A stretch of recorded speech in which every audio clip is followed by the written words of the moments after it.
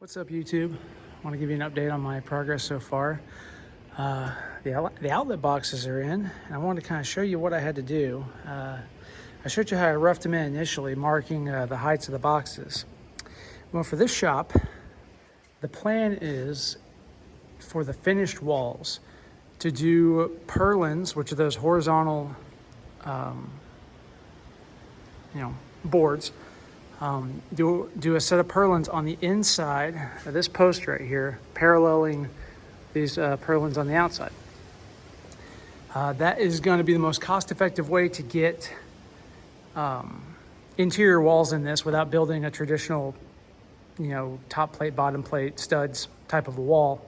I'll lose a little bit of square footage just because they won't be recessed into those posts. They will be, I'll be coming out a few more inches.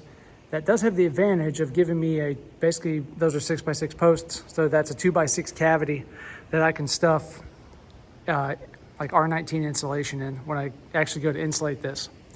And then the finished wall surface is just going to be 1/2-inch plywood. I do not want to mess with drywall in a shop. So what I had to do was get the spacing right for all the outlet rough in. So what I did is I used a 2x4 to basically shim out the outlet box. So you can kind of see it here on the side of the post. That way it offsets this outlet box out the width of a 2x4, which will be the width of the purlin that I add later. And then the outlet box itself has these little little tabs to where when you mount it, it recesses it perfectly for 1/2-inch drywall, or in my case, 1/2-inch plywood.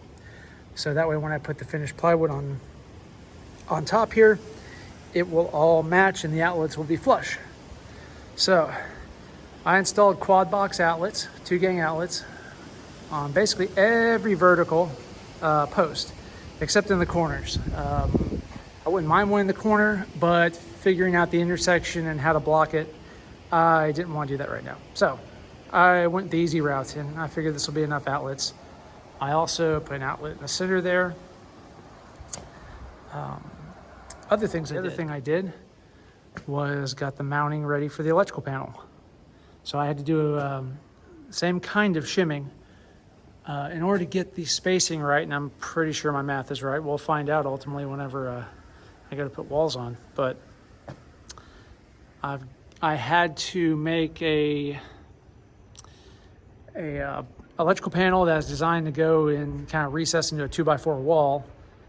I had to shim it out so that I could have the panel be flush whenever I actually put the finished wall on. If I did my math right, that was 2 2x4s and then a 1/2-inch of sheeting material, because I want the panel to be sitting flush against the finished surface. So the panel will then surface mount here, and I got a large surface to to stabilize it. You can see the 2 screws there where it's going to hang, and I've got quite a bit of material up above that to secure all the wires coming in.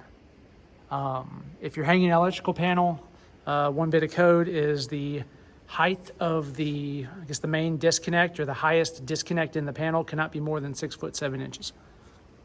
In my case, 6 foot 7 inches was at the top of this B right here, and then this is more or less the top of the box. So the main disconnect puts it right about here, which is a pretty comfortable height for me. This is a really long panel. I got the Square D 40 space, the biggest one I could get at Home Depot, to make sure I had enough room. And so it's rather long. So got that done today. Pro tip, if you forget your ladder at home and you need to go and do work really high, make yourself a step ladder. I cut down a bunch of trees as a part of this property and whatnot. So I grabbed a stump that was reasonably level, and it worked. I needed to go a little higher, so I stacked that big block of shale on top of it, and it worked fairly well.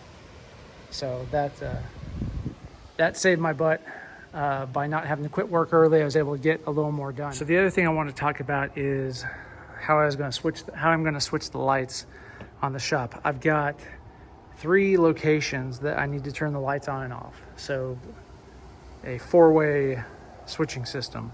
The first one right here, coming into the left bay, so that single game box there, that's gonna be 1 switch. And then coming off to the other side, if you come in this door, be a 2nd switch. And then all the way down there at the side entry door to the left of the door there is the 3rd switch. Now, my dilemma initially was thinking that I would not be able to run all this cable, because in order to do the 3-way switch, I'd have to go from the panel there, down the wall to the 1st switch, then back to the 2nd switch, back to the 3rd switch, and then up and overhead all the way down the bay again for the lights, which resulted in a run of about 200 feet, which was a long ways. I ran the numbers and I was concerned about voltage drop. And so I had this grandiose scheme in my head that, okay, well, how do I fix this? Well, I can get 240 volt lights, and then I can grab myself a contactor and I can just use the 120 volt light switches to switch the contactor to turn on the 240 volt lights, and done. That way I can run 14 gauge wire for the lighting and not have to run like 10 gauge or something stupid. Well, I thought that was a decent enough plan. I didn't like it as well, but it seemed to work. And then I thought about it, and I thought about it, and I thought about it some more. And while that would work, it's too much. So I had the epiphany tonight, and I'm kind of doing this live, so we'll see if this actually pans out and it actually works. So if it doesn't work, y'all can laugh at me. But I thought, well, what can I do? Well, I could do a dead end 3-way. And what that does is I would go from the panel to the 1st light switch, to the 2nd light switch, up to the lights, and then come off the lights at the end and go down to that last switch. Now, I hadn't thought about this originally. And the only problem with this is I would technically not be compliant with the latest electrical codes. I don't know if they did this in 2017 or 2014. I'd say at least in 2017, if not 2020, where they say for all the light switches, you have to have a neutral in the box. And this is to support all the various like smart switches and whatnot that are coming along, and to where they need some sort of constant power. So you have to have a neutral in the box to provide constant power. Well, if I don't do that, then I can use the same 14-3 wire coming off the lights and hitting this last box, and then just redesignate the neutral as a hot. So then I've got a constant hot, and then my 2 switch legs for the 3-way. And that will save me a lot of wiring. If I were to do that by the book, I would have to run, I think, 14-4 wiring to that switch. That way I'd have a neutral, a hot, and 2 travelers for the switching. I don't know if any of you have priced out 14-4 wiring. It is expensive. So I just don't care. I don't care that I may not be able to put a particular smart switch in that outlet. And quite frankly, if I need to put a smart switch in, I can do it in one of these other outlets and it'll work just the same. So this is an instance where going to code is a good thing. Always try to go to code, but I'm bending the rules in this case to save myself some money and not implement a piece of code that has really it's not a safety thing. It's just purely a convenience thing for the consumer, so that if you have a modern house wired and you want to use the newest gadget, that you can. So I would always keep these kind of things in mind as you're doing your own projects. Always try to go to code. It's there for a reason. It makes sense. But if you find yourself in the bind, and in my case, I really don't want to spend an extra, oh my gosh, 30, 60 or more dollars to wire that correctly, or 100 plus for my 240 volt solution with the contactor and everything else. So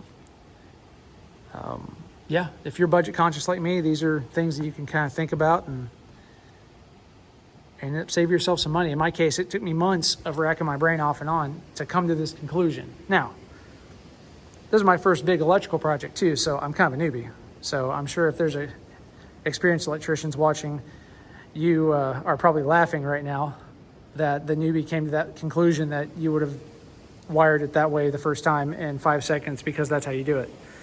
But we're all learning. So that's about all I got for you. Next step will be putting in the panel and the lighting and start running some wires. The doors come tomorrow, so we'll be able to seal this thing up and really get going at that point. So thanks for watching, YouTube. See you later.